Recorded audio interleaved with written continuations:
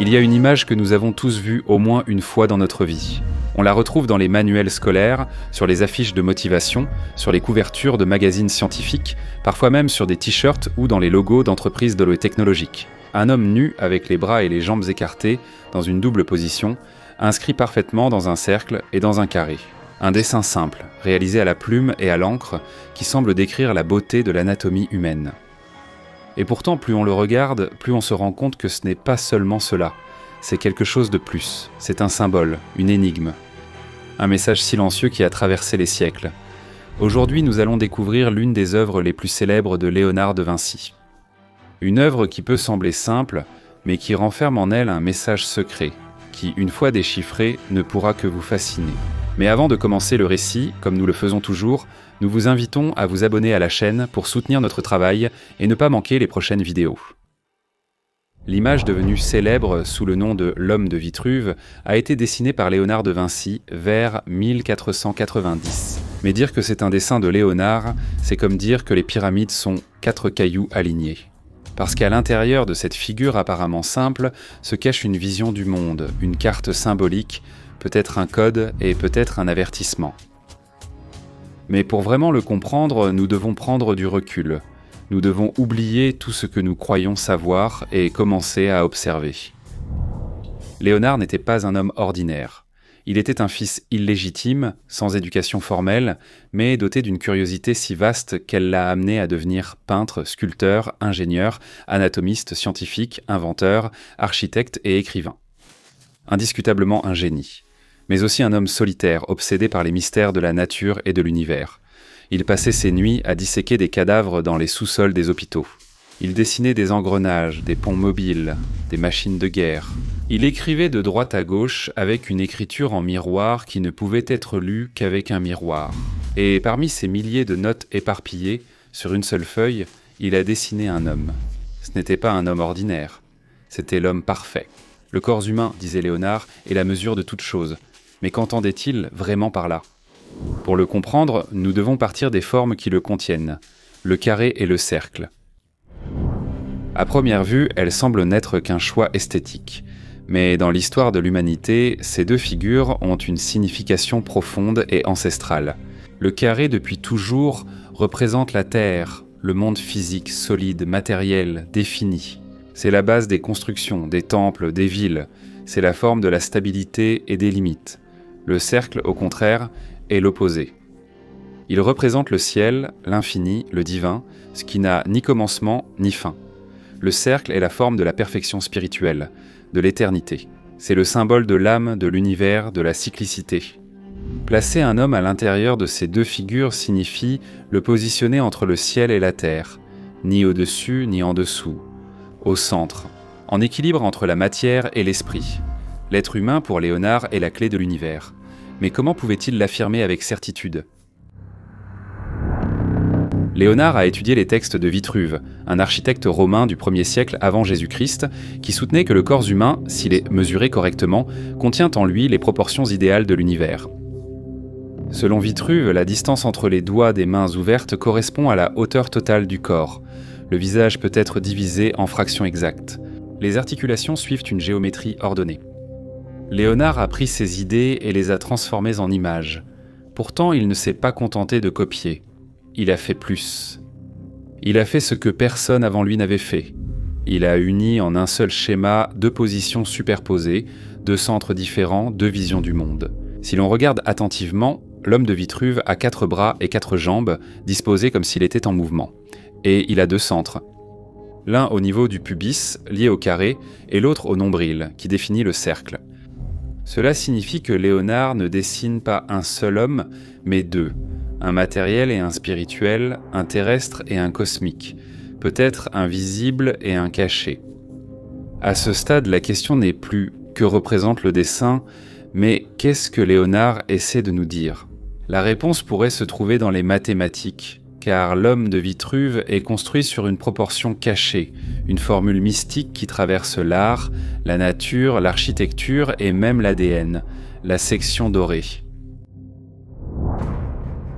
Connue également sous le nom de nombre d'or, la section dorée est un rapport mathématique d'environ 1,618. On l'obtient en divisant une ligne pour que le rapport entre la plus longue partie et la plus courte soit égal à celui entre la longueur totale et la plus longue partie. Un concept abstrait certes, mais sa beauté réside dans le fait qu'on le retrouve partout, dans les pétales des fleurs, dans les spirales des coquillages, dans la disposition des feuilles, dans les galaxies, dans la croissance des os humains. Et Léonard, qui étudiait ces proportions avec obsession, les a intégrées dans le dessin de façon précise et silencieuse. Le corps de l'homme de Vitruve reflète le nombre d'or à plusieurs endroits, par exemple entre la hauteur et le nombril, ou entre les articulations et les extrémités. C'est un corps qui non seulement représente, mais contient l'harmonie de l'univers. Mais pourquoi ? Peut-être parce que Léonard croyait que l'homme avait été construit à l'image du cosmos, que dans chaque muscle, dans chaque os, dans chaque ligne se cachait une loi sacrée, et qu'en comprenant la forme du corps humain, on pouvait déchiffrer la structure de l'univers lui-même. Mais si tel est le cas, alors ce dessin n'est plus une simple étude de proportions, c'est une carte, un code, un message pour l'avenir. Il y a une question qui vient naturellement après avoir compris la structure mathématique et symbolique du dessin. Pourquoi Léonard a-t-il choisi de représenter cet homme comme un hybride, suspendu entre deux géométries, dans deux positions et avec deux centres différents ? Certains historiens parlent d'une simple expérience graphique pour illustrer les proportions de Vitruve, mais cette interprétation semble réductrice. Le génie de Léonard ne faisait rien par hasard. Chaque ligne, chaque courbure, chaque silence avait un but. Et ici, dans ce dessin, l'intention semble transcender l'art et la science pour effleurer le royaume du symbole. Selon une interprétation plus audacieuse, l'homme de Vitruve n'est pas seulement une icône de l'harmonie entre le corps humain et l'architecture, mais un symbole opératif, un diagramme magique, une sorte de mandala occidental, quelque chose à contempler, à méditer, peut-être même à activer. Cette interprétation se précise en observant le lien entre l'homme de Vitruve et l'ancienne alchimie. L'alchimie, bien différente de la chimie, était une discipline ésotérique qui visait à transformer non seulement le plomb en or, mais aussi l'âme imparfaite en esprit illuminé. L'œuvre alchimique comprenait 4 phases principales. Nigredo, putrefazione. Albedo, purification, une expression d'image, illumination. Et rubedo, accomplissement et renaissance. Maintenant, si nous regardons le dessin à travers cette lentille, nous pouvons lire dans le carré, géométrie terrestre et fermée, la phase de la nigredo, la prison de la matière.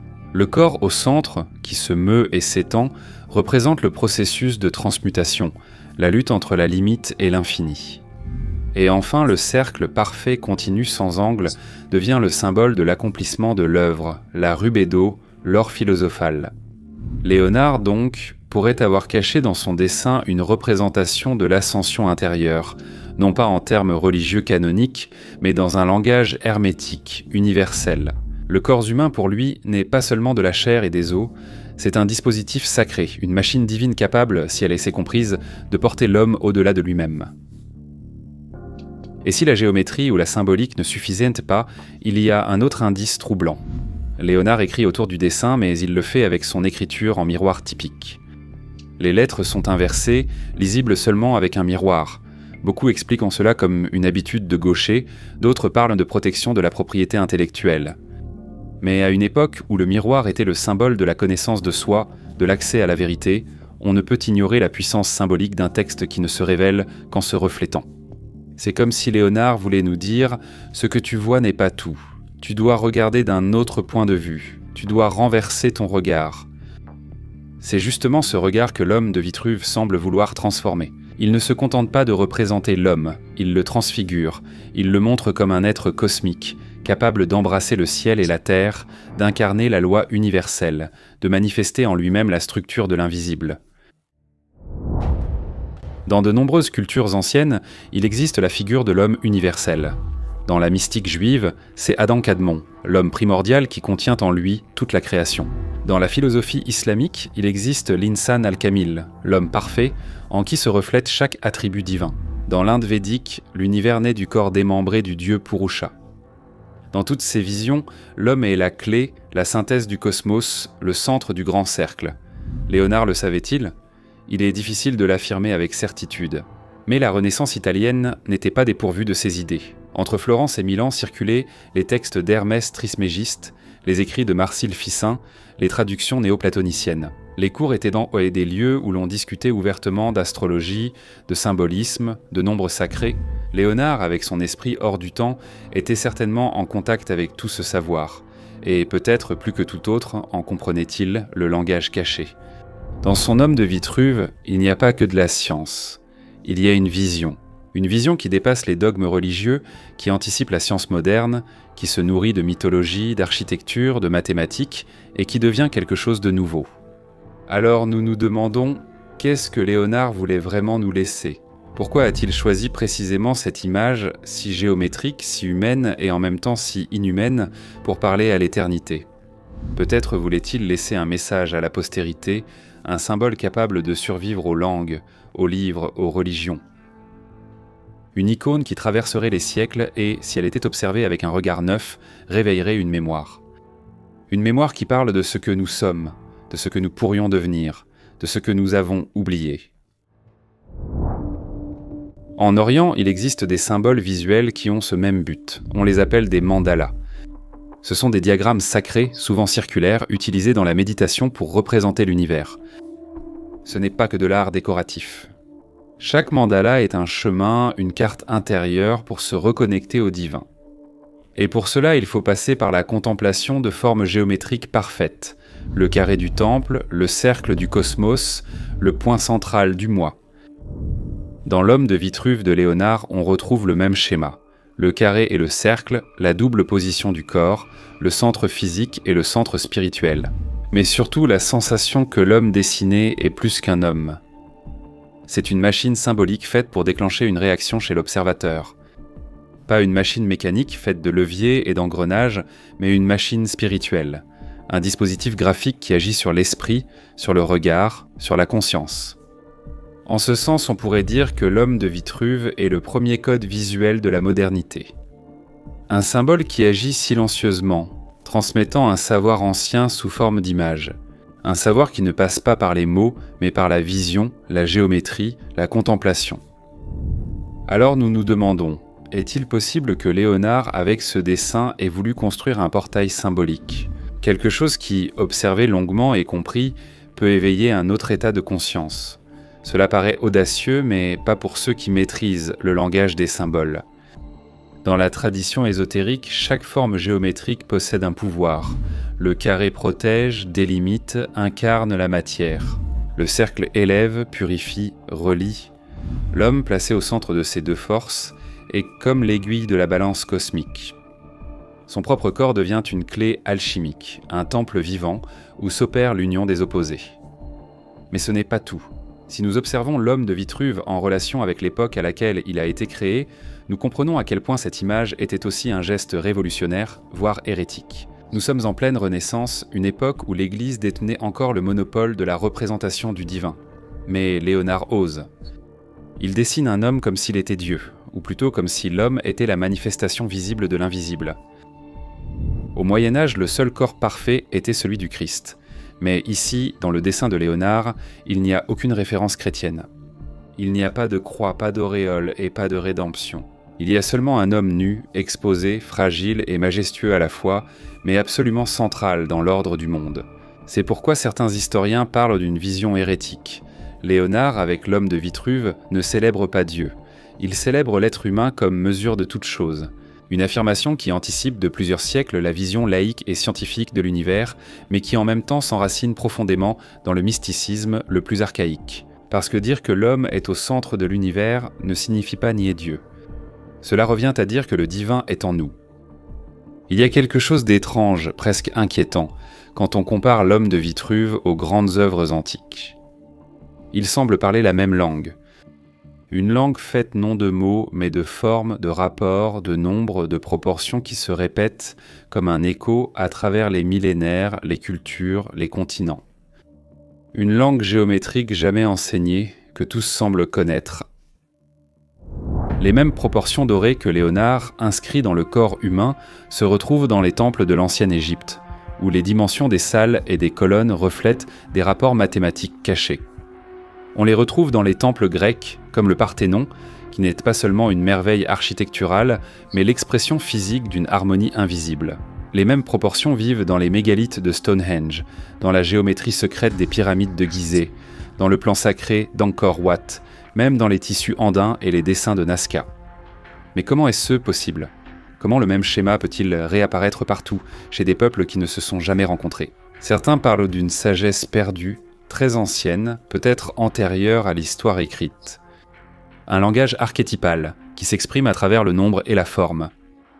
Peut-être qu'il ne s'agissait pas seulement d'esthétique, mais de quelque chose de bien plus profond, la conviction que l'univers avait une structure ordonnée et que comprendre cette structure signifiait comprendre Dieu, la nature et l'âme.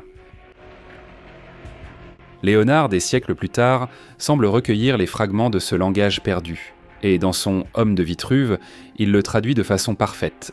Un homme dessiné sur une feuille devient une stèle intemporelle, une table de pierre faite d'encre, qui renferme en elle tout ce que les civilisations du passé avaient pressenti, que le corps humain n'est pas le fruit du hasard, mais construit comme un temple, et que les mesures du corps parlent la même langue que les étoiles. Et si tel était le cas, alors ce dessin apparemment anodin, voire scolaire, serait en réalité une carte sacrée, un code d'accès, un symbole vivant qui traverse l'histoire pour nous atteindre aujourd'hui. Mais que nous dit-il exactement ? Peut-être que nous avons oublié. Oublié que la beauté n'est pas une mode, mais une loi. Que le corps n'est pas une machine, mais une antenne, conçue pour entrer en résonance avec l'univers. Que chaque doigt, chaque articulation, chaque proportion est une harmonie cachée. En nous observant, nous pourrions retrouver le langage des origines. Léonard, avec son esprit hors du temps, dessine l'homme de Vitruve pour nous montrer ce que nous ne pouvons plus voir. Et il confie son message non pas à l'Église, non pas à la cour, non pas au pouvoir, mais à ceux qui sauront regarder. Et c'est peut-être là le mystère le plus profond, que l'homme de Vitruve n'est pas un dessin à comprendre, mais une porte à franchir, une porte vers une mémoire oubliée, vers un savoir qui n'appartient ni au passé ni au futur, mais à l'éternel. Un savoir qui parle à travers le corps, qui vit dans la forme, qui résonne dans le silence entre les lignes. Peut-être Léonard voulait-il nous dire « Ne cherchez pas à l'extérieur, regardez-vous, car c'est vous le temple, c'est vous le code, c'est vous le centre du cercle et du carré. » L'homme de Vitruve est un petit dessin, mais il semble contenir en lui un code immense. Qu'en pensez-vous ? Faites-nous savoir votre avis dans les commentaires. Et si vous avez aimé la vidéo, n'oubliez pas de vous abonner à la chaîne pour soutenir notre travail. À la prochaine Toy Histoire.